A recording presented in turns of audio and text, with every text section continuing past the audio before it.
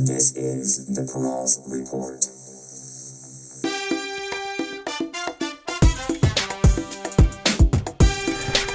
How's it going, everyone? This is Leo Perales, and this is the Peral's Report. Let's talk. Well, first off, I hope all is well. Today is a very special edition of the Peral's Report. Very big news coming out of Washington late last night around 8 o'clock. This is courtesy of the Washington Post. Democratic leaders announced late Wednesday that they agreed with President Trump to pursue a legislative deal that would protect hundreds of thousands of young undocumented immigrants from deportation and enact border security measures that don't include building a physical wall. So it looks like we're not going to get that big, beautiful wall promised during the campaign, that wall that grew 10 feet higher at some points. This is, again, just a possible alliance between Trump and the Democrats on immigration, and would just really represent a major political gamble for the president, who has made promises of tougher border control policies, the center of his campaign and his administration. You remember going back to his executive orders early in the spring, and then just to now by last week of ending DACA. But you know, he's kind of pulled back on that. You know, he kind of talks out of both sides of his mouth. But I think it's because of just certain things out there, and I do think he does seek advice. But at the end of the day, he does make the decisions. But a new poll came out a few weeks ago. It was a YouGov poll, and it asked a random sample of Americans what they thought about DACA. And you had 55% of the respondents approved of DACA compared to 27% who approved. You had 70% of the Democrats approving of it, so that means 30% Democrats don't approve of it, and you had a little over 55% of Republicans approved of it. So I mean, it's just to show it just goes to show you that. 55% of Trump supporters are okay with DACA and don't believe that DACA recipients should be thrown out of the country. But I think that's just a growing tide. When you hear these individual stories, whether they're DACA recipients or they're just undocumented immigrants, I don't think no one wants to throw out the gardener. No one wants to throw out the mom with 3 kids. No one wants to throw out the guy who works hard every day on construction sites and he may be undocumented. No one wants to do that. I think that just really hurts our economy. But we need a fix. We need a fix now. And from what I've seen, a piecemeal approach to immigration reform for all could be done in a piecemeal type of way. If it's a fix for DACA now, I still think they need to work on the visa system. They need to enact border security measures. Don't get me wrong with that. We need to protect our borders, but we just need a better immigration system that fits our not only our economic needs, but just our humane needs. Right, we need to treat people like human beings, and I think we've gotten away, and we've treated more people like subhuman, and we don't even treat them like people, and we just feel like we can just throw them out and throw them in detention centers and feed them gruel and tear apart families. And I think it's really bad. But again, this is really big news. Again, this president is so unpredictable. But Steve Bannon was on 60 Minutes on Sunday.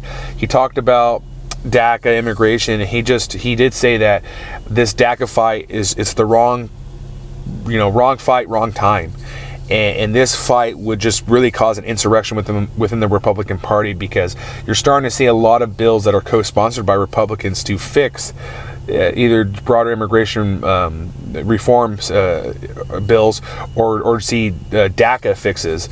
So there's a lot of support within the Republican Party now, because they don't want to throw out people who work for Apple, who work for Microsoft, who work for big box businesses. It's just, this is not going to work out for the economy. It's going to make them look bad.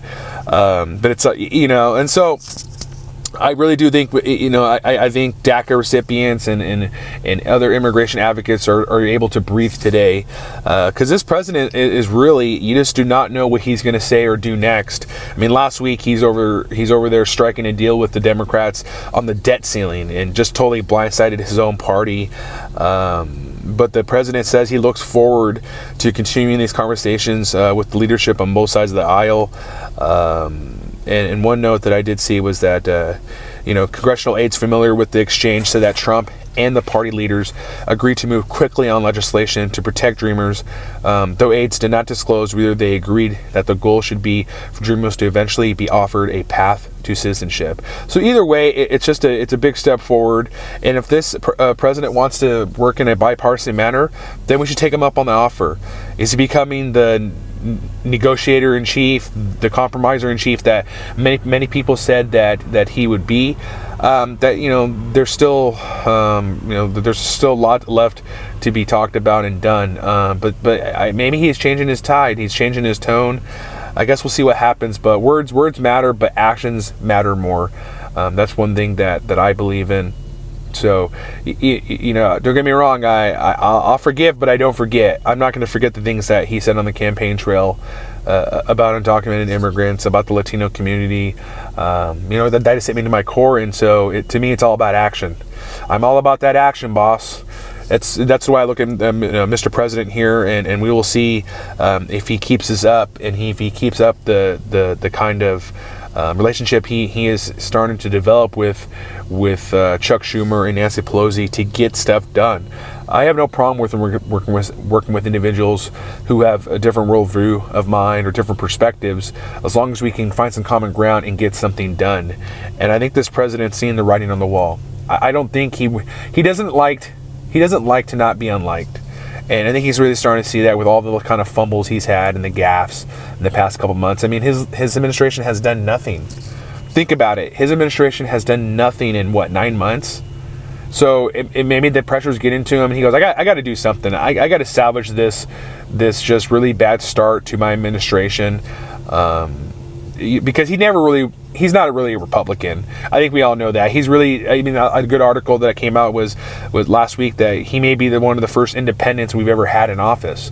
He's not beholden to the Republican Party. He's beholden to just a group of supporters. He when he stands in front of a podium, he says what they want to hear. He gives good ear. So again, maybe what he's seeing is that I want them to love me. I want them to support me. I want them to have these campaign style rallies every couple months because I did something, because I'm going to do something great. But now, hey man, the proof is in the pudding. So show us something, Mr. President. So I think he's starting to really show maybe he is starting to pivot. I know that's the big thing on those CNN channels, MSNBC. Well, maybe he's starting to pivot and become more presidential. Only time will tell. Only time will tell. But everyone out there, I think we can breathe today.